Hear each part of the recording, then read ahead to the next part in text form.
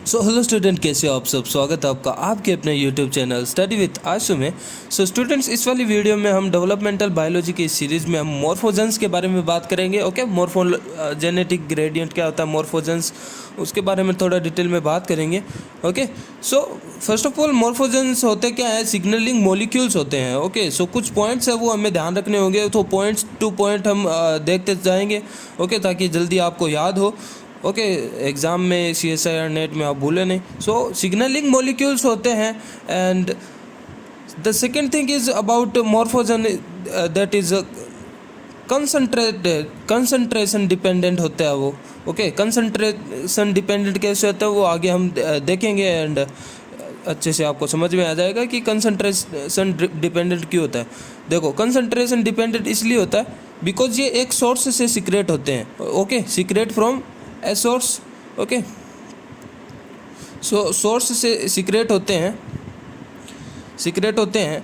Okay, जैसे कि digit formation की बात करेंगे ना, जैसे कि ये डिजिट नंबर 1 2 3।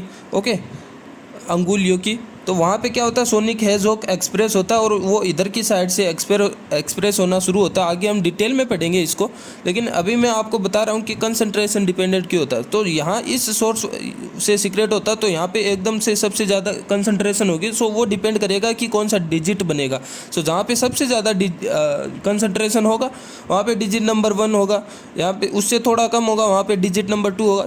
सो इसलिए मॉर्फोजेंस है वो कंसंट्रेशन ग्रेडियंट होते हैं। Okay, and secrete from a source. Okay, so ये भी समझ में आ गया। तो and the third thing is that morphogens is a diffusible molecule, diffusible molecules होते हैं। ओके, सो डिफ्यूजेबल होते हैं, डिफ्यूज़ आउट कर जाते हैं, जैसे कि बिकॉज उनको थोड़ी दूर तक है वो ट्रेवल भी करना होता है, तो वो डिफ्यूज़ आराम से है वो कर सकते हैं। ओके, इनके थोड़े एग्जांपल की अगर हम बात करें, एंड जैसे कि हो गया TGF बीटा, ओके, BMP हो गया। BMP की आगे हम बात करेंगे embryo development, amphibian embryo development में भी। ओके, सो ये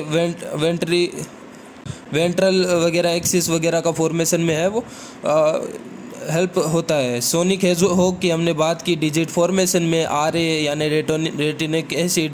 ओके, सो बहुत सारे एग्जांपल है इसके, हेजहॉग, WNT, जिसके बारे में हम डिटेल इसी वाली वीडियो में डिस्कस करने वाले हैं, हेजहॉग एंड WNT के बारे में। ओके, सो प्रॉपर्टी इसकी पैराकाइन होती है। ओके, मतलब एकदम पास वाली जो सेल्स के ऊपर है वो काम करती है। प्रॉपर्टी इसकी पैराकाइन होती है, बट नॉट ऑलवेज। ओके, तो ये बात याद रखना, बट नॉट ऑलवेज। ऐसा क्वेश्चन में आ जाए कि ऑलवेज पैराकाइन, तो not always. Okay, not always paracrine. Okay, so इसके और भी एग्जांपल आप देख सकते हो। बाइकॉइड हो गया। ओके, बाइकॉइड, आगे बाइकॉइड भी देखेंगे, बाइकॉइड और नैनोग क्या काम करते हैं। ओके, हंचबैक, काउडल, बहुत सारे जीन्स, बहुत सारे एग्जांपल्स आएंगे जैसे जैसे हम पढ़ते जाएंगे, और वैसे वैसे आपको ईजिली आपको याद होने लग जाएगा। ओके, सो और ये स्पेसिफिकेशन करवाते हैं कंडीशनली। ओके, सो कंडीशनल स्पेसिफिकेशन पिछली वाली वीडियो में हमने बात की, autonomous specification and conditional specification क्या होता है। ओके, सो कंडीशनल स्पेसिफिकेशन में वो सिग्नलिंग मॉलिक्यूल पे ही डिपेंड करता है। ओके, ऑटोनोमस पे है वो जो फेट उसने डिसाइड कर लिया वही है, वो फेट गेन करेगा चाहे कौन सा भी सिग्नल दे दो। ओके, सो कंडीशनल स्पेसिफिकेशन होता है, मॉर्फोलॉजिकल ग्रेडियंट करवाता है। ओके, एंड जहाँ पे मॉर्फोजन का कंसंट्रेशन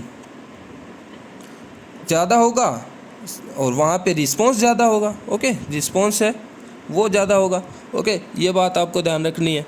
ओके, जैसे कि अगर एक मैं आपको ग्राफ के तौर पे समझाऊँ, तो यहाँ पे मान लो कंसंट्रेशन है मॉर्फोजन की, यहाँ पे मॉर्फोजन की कंसंट्रेशन है बढ़ती जा रही है ऊपर की तरफ, एंड एक्स एक्सिस पे हम लेंगे रिस्पॉन्स। सो रिस्पॉन्स को लेंगे तो यहाँ पे जैसे कि कंसंट्रेशन सबसे ज़्यादा है मान लो यहाँ पे, ठीक है, यहाँ पे सबसे ज़्यादा कंसंट्रेशन है, तो इसका रिस्पॉन्स क्या होगा, सबसे ज़्यादा होगा, हाई। ओके, रिस्पॉन्स इसका सबसे ज़्यादा होगा। यहाँ पे धीरे धीरे, बिकॉज शुरुआत में कंसंट्रेशन जहाँ से सोर्स से सीक्रेट हो रहा है वहाँ पे सबसे ज़्यादा कंसंट्रेशन होती है। ओके, ये बात हमने पहले भी डिस्कस की।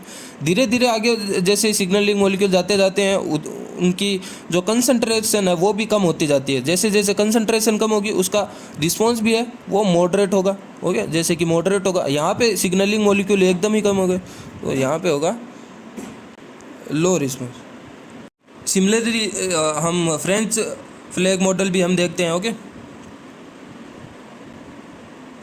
सो फ्रेंच फ्लैग मॉडल भी क्या था, फ्रेंच जो फ्लैग क्या होता है उसका कुछ इस प्रकार से होता है। ठीक है, सो ब्लू कलर का होता है, यहाँ पे वाइट कलर का होता है। ओके, यहाँ पे रेड। सो यहाँ पे जैसे कि कंसंट्रेशन सबसे हाई है तो ब्लू कलर में है, ब्लू कलर का मतलब सबसे ज़्यादा रिस्पॉन्स। ओके, रिस्पॉन्स सबसे ज़्यादा। रेड कलर का मतलब सबसे लो एंड वाइट कलर का मतलब मॉडरेट। ओके, सो यहाँ पे हमने बात की कि मोस्टली पैराक्राइन फैक्टर होते हैं। ओके, सो पैराक्राइन फैक्टर के बारे में बात कर लेते हैं। तो क्या होते हैं, जैसे कि पैराक्राइन फैक्टर क्लोज प्रॉक्सिमिटी में काम करते हैं, क्लोज प्रॉक्सिमिटी में काम करते हैं। ओके, ठीक है, जैसे कि यहाँ से सीक्रेट हुए सिग्नल यहाँ पे कुछ दूसरी सेल्स होती है उनको रिसीव करती है एंड वर्क करती है। ओके, ये टारगेट है। ओके, सो ये लिगेंड है। Okay, signalling molecule and close proximity में काम करते हैं। Okay, paracrine factor. So paracrine factor में यहाँ पे बहुत सारे एग्जांपल होते हैं। हेजहोग हो गया, ओके, एंड WNT हो गया, WNT beta cat pathway. Okay, इसके बारे में हम पढ़ेंगे, non canonical and canonical pathway. Okay, BMP हो गया, TGF बीटा। ओके, बहुत सारे होते हैं। सो यहाँ पे हेजहोग के बारे में देख लेते हैं और WNT के बारे में देखेंगे, मेन ये होते हैं। सो हेजहोग के बारे में देख लेते हैं। हेजहोग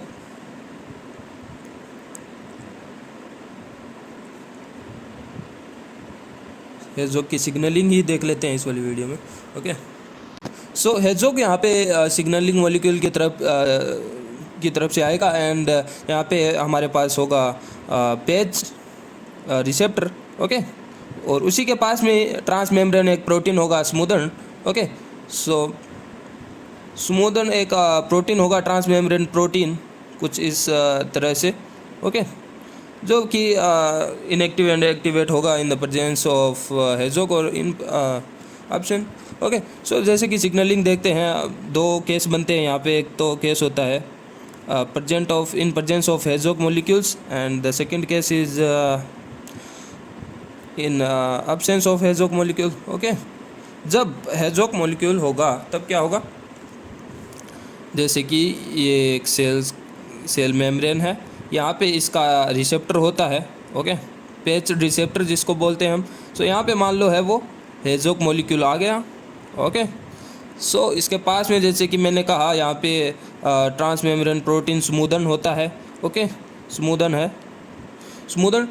प्रोटीन है तो हेजहोग की प्रेजेंस में है वो, हेजहोग की प्रेजेंस में PK के द्वारा ये फॉस्फोराइलेट होके एक्टिवेट हो जाता है। ओके, सो एक्टिवेट होने के बाद में क्या होता है, यहाँ पे एक साइटोप्लाज्म में प्रोटीन्स होते हैं। ओके, जो माइक्रोट्यूब्यूल्स, ये माइक्रोट्यूब्यूल्स है। माइक्रोट्यूब्यूल्स के अटैच कुछ प्रोटीन होते हैं, जैसे कि यहाँ पे हो गया COS2, okay, KIF7, okay, and fused, okay, and SUF4।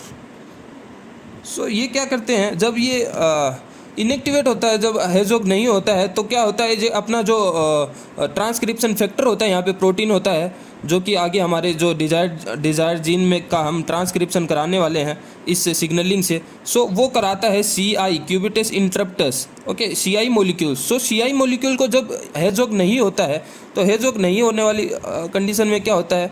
Okay,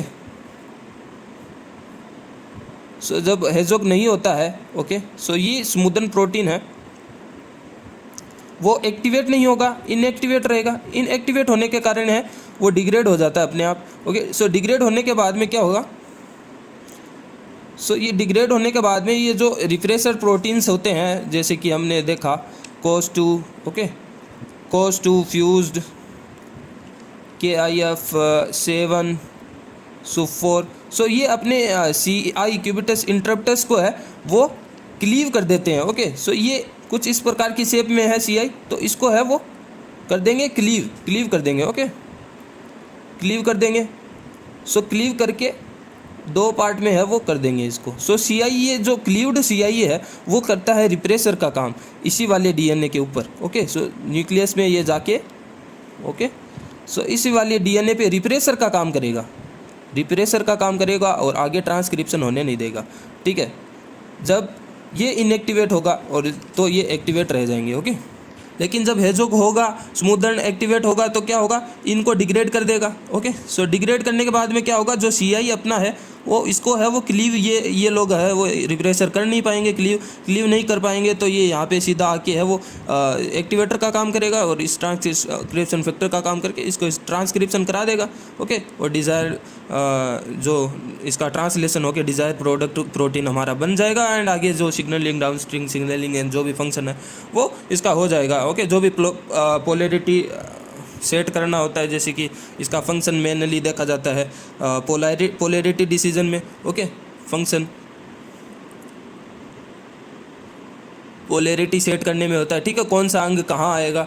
ठीक है, एंड अगर टाइप ऑफ हेजोग की अगर हम बात करें, सो टाइप ही जैसे कि डेजर्ट हेजोग हो गया, DHH। ओके, डेजर्ट हेजोग हो गया। ओके, सोनिक हेजोग हो गया, सोनिक हेजोग की हमने बात कर ली। एंड और भी होता है, इंडियन हेजोग होता है, IHH। ओके, सो डेजर्ट हेजोग का क्या काम होता है, सर्टोली सेल से सर्टोली सेल में स्पर्मेटोजेनेसिस का काम होता है। ओके,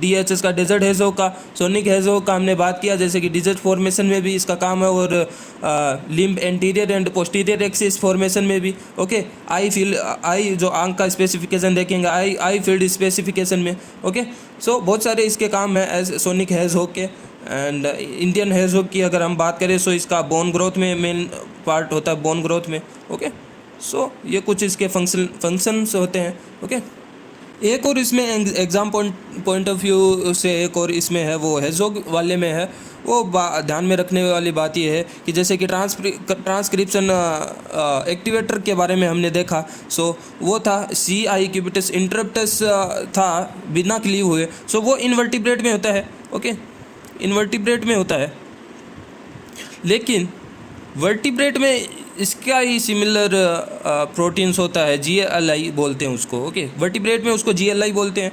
ओके, गली या फिर गली 2। ओके, एंड रिप्रेसर की हमने बात की, सो वो क्लीव्ड होगा, cleaved CI। Okay, cleaved CI। Okay, और यहीं पे सेम क्लीव्ड होगा, वर्टिब्रेट में वो प्रोटीन होगा क्लीव्ड गली। Okay, GLI। सो सिमिलर सा ही बस नाम चेंज है, वर्टिब्रेट में गली को हम क्यूबिटल इंटरप्टस को हम GLI बोलेंगे, प्रोटीन। ओके, यहाँ पे को रिप्रेसर भी आता है। ओके, को रिप्रेसर आता है। सो वो जैसे कि को रिप्रेसर में और हाईओग एंड बायोज, सो ये कुछ प्रोटीन है। और वर्टिब्रेट में अगर हम बात करें, सेम आयोग and bio, CDO। Okay, so ये कुछ को रिप्रेसर है। Okay, bog and gas. Okay, so कुछ इस प्रकार के सो ये मेन तो ट्रांसक्रिप्शन एक्टिवेटर एंड रिप्रेसर है, इनको आपको याद रखना ही है। ओके, सो अब हम थोड़ा हेजोग मॉडिफिकेशन एंड सिक्रेशन की बात करें।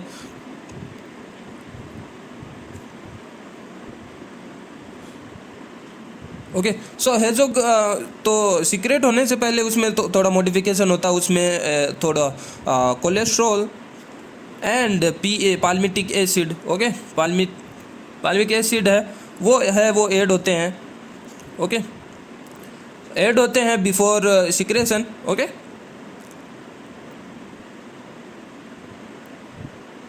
एंड और क्या होता है उसमें, एंड सीक्रेट होने से पहले जो हेजोग है वो ऑटोक्लीव होता है, हेजोग है वो ऑटोक्लीव होता है। एंड ऑटोक्लीव होके अपनी खुद की जो हेजोग का प्रोटीन जो C टर्मिनल डोमेन्स होगा।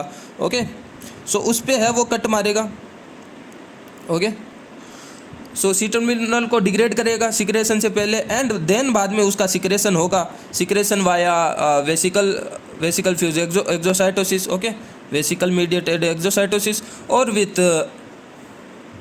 HSAP। ओके, सो इस प्रकार से कुछ इसका सिक्रेशन होगा, एंड उससे सिक्रेशन से पहले ऑटोक्लेव प्रॉपर्टी होती है उसमें सी टर्मिनल की तरफ। ओके, सो अब WNT सिग्नलिंग के बारे में बात कर लेते हैं point two point. Okay, so ये भी पैराक्राइन सिग्नलिंग है, फॉलो करता है। ओके, पैराक्राइन सिग्नलिंग फॉलो करता है। And the second thing is, इसमें क्या होता है, सिस्टीन जो एमिनो एसिड होता है, सिस्टीन रिच ये होता है, ग्लाइकोप्रोटीन होता है, ग्लाइकोप्रोटीन होता है। ओके, सिस्टीन रिच ग्लाइकोप्रोटीन होता है। ग्लाइकोप्रोटीन मीन्स प्रोटीन्स होते हैं, उसके ऊपर कार्बोहाइड्रेट्स के मॉलिक्यूल्स होते हैं। ओके, वो ऐड होते हैं, यहाँ पे ग्लाइकोप्रोटीन्स होता है। ओके, रिसेप्टर की अगर हम बात करें, सो रिसेप्टर इसका फ्रीजल्ड रिसेप्टर होगा, फ्रीजल्ड रिसेप्टर होगा। ओके, एंड इसके 119 सेपरेट जीन होते हैं, अलग अलग स्प्लाइसिंग के दौरान अलग अलग जीन्स बनते हैं, 119। Okay, in human. Okay, so ये मेन पॉइंट ही मैं आपको बता रहा हूँ, इनमें से ये वो एग्ज़ाम में आते हैं वो, सो आपको इग्नोर नहीं करना है एक भी पॉइंट। ओके, सो आप बोल दोगे कि चलो इसको भूल जाते हैं, सो सबको याद करना इंपॉर्टेंट है। ओके, एंड इसकी डिस्कवरी की लेकर हम बात कर लेते हैं। सो इसका विंग, जैसे कि WNT हमने नाम इसको बोल रहे हैं, सो विंगलेस होता है, तो वो किस प्रकार से हम डिस्कवर हुआ था। सो वहाँ पे क्या होता है, ड्रोसोफिला में एक जीन होता था, जीन जो कि एक्सप्रेस होता था विंगलेस के रिलेटेड फैमिली में के टाइप में। सो उसमें एक जीन था wingless gene. Okay, wingless gene था ड्रोसोफिला में। सो उससे रिलेटेड वहाँ से वो इसकी है वो डिस्कवर हुई थी। सो विंगलेस जो देखो जीन की डिस्कवरी है वो म्यूटेंट फॉर्म से ही होती है हर बार। जैसे कि बार आई जीन, बार जीन हमने देखा कि उसमें ही आई में कुछ म्यूटेशन होने के बाद, किसी जीन में म्यूटेशन होने के बाद में उसका जो आई का है वो बार शेप में जो होगा, जो भी है, तो म्यूटेशन होने के बाद में जो फिनोटाइप आता है, सो उसके रिगार्डिंग ही उस जीन का नाम दिया जाता है। सो ड्रोसोफिला में भी कुछ ऐसा हुआ होगा कि किसी जीन में म्यूटेंट हुआ, सो वहाँ पे है वो विंगलेस एक ड्रोसोफिला प्रोड्यूस हुई। सो उसके रिगार्डिंग ही, उस म्यूटेशन के रिगार्डिंग ही वो जीन का है वो नोमेनक्लेचर ऐसे होता है। सो डिस्कवरी होता है। सो उसमें उसके रिगार्डिंग ये जो है उसके सिमिलर जो WNT है, सो उससे ही डिस्कवर हुआ है ड्रोसोफिला विंगलेस जीन से। ओके, सो फंक्शन की अगर बात करें WNT के, सो फंक्शन इसका वैसे तो बहुत सारे फंक्शन है इसके। One of them insect limb है, वो किस डायरेक्शन में वो ग्रो कर रहा है, ओके, इसको स्पेसिफाई करने में। और भी बहुत सारे वर्क है, प्रोलिफरेशन इन स्टेम सेल। ओके, और भी बहुत सारे काम होते हैं, आगे हम देखेंगे जैसे जैसे आगे सीरीज़ ये चलती जाएगी। ओके, हाइड्रा में एंड रीजनरेशन में भी इसका रोल होता है, एंड बहुत सारे इसके फंक्शनल है, तो वो आगे देखते जाएंगे जैसे जैसे सीरीज चलती जाएगी। सो WNT सिग्नलिंग की अगर बात करें, don't mind the spelling mistake. Okay, so WNT signalling दो पाथवे होते हैं इसके, canonical and non canonical. Okay,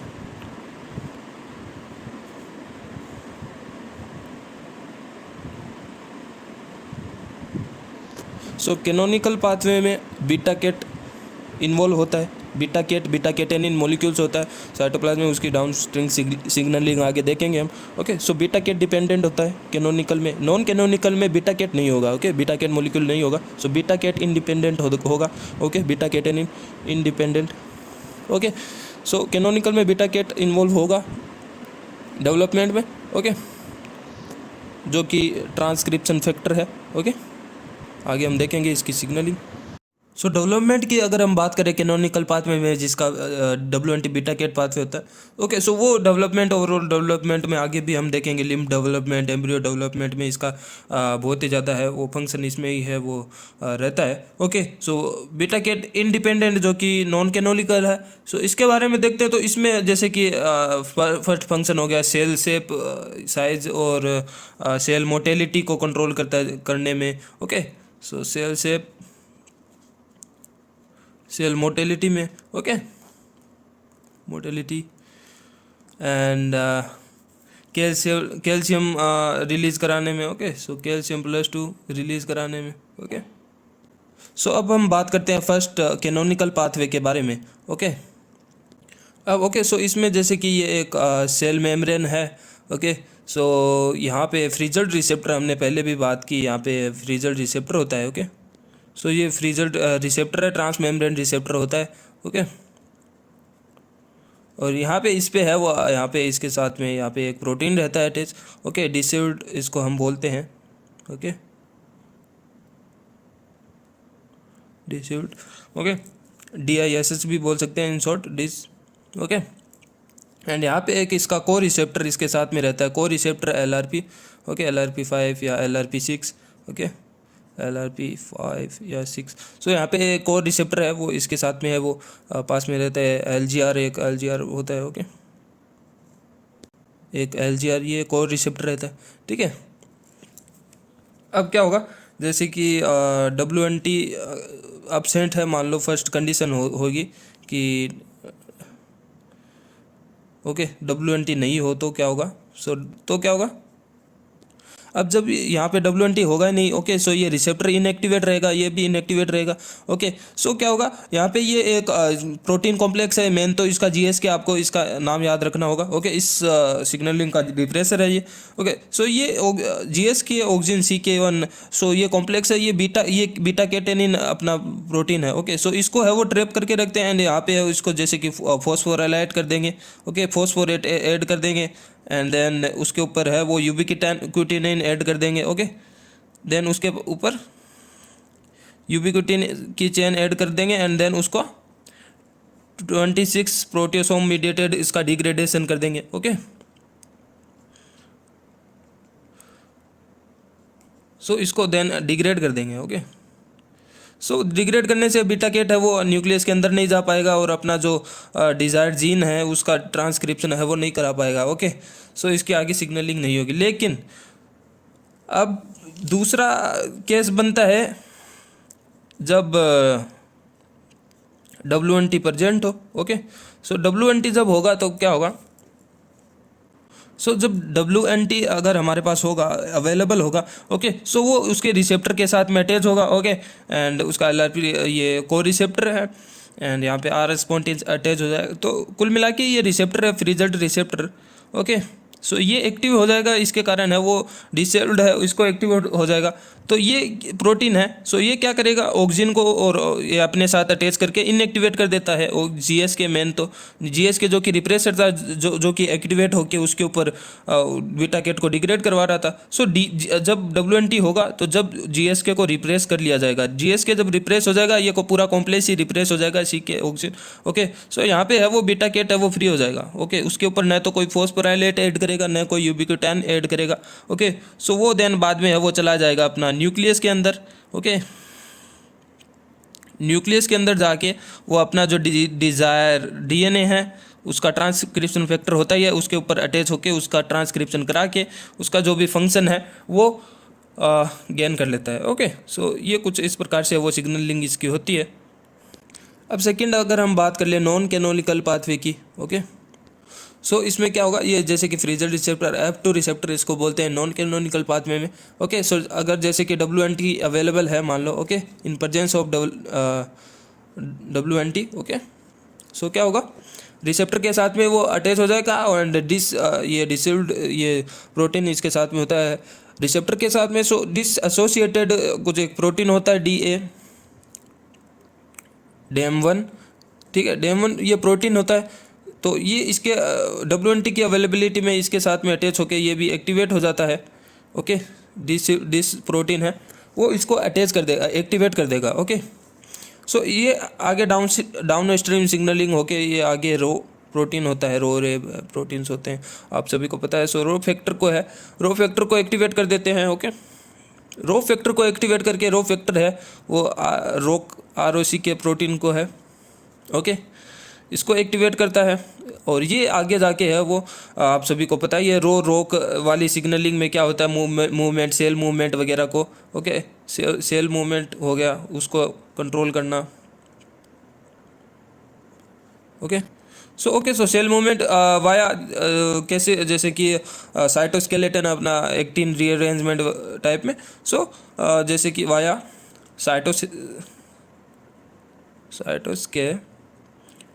cytoskeleton rearrangement बोलते हैं अपन, है ना,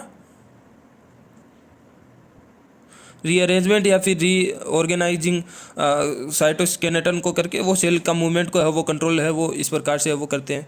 ओके, सो ये था सेल मूवमेंट के बारे में। ओके, जो जिसमें हमने दो इसके फंक्शन देखे थे, सेल शेप के रिलेटिव हमने बात कर ली। अब कैल्शियम प्लस टू रिलीज वाले की पाथवे की बात करें, जिसको हम बोलते हैं WNT calcium plus two pathway. Okay, so उसमें क्या होता है, जैसे कि इसमें भी F2 रिसेप्टर है ये।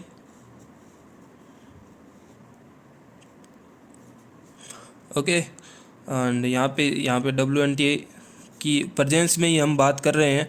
ओके, यहाँ पे हमें G प्रोटीन देखने को मिलेगा, G प्रोटीन कपल्ड रिसेप्टर की सिग्नलिंग होगी यहाँ पे। ओके, तो G प्रोटीन में यहाँ पे G प्रोटीन है वो एक्टिवेट हो जाएगा in presence of WNT। So activate होके G प्रोटीन में भी यहाँ पे है वो IP3 रिलेटिव सिग्नलिंग चलेगी। Okay, IP3 DAG pathway. Okay,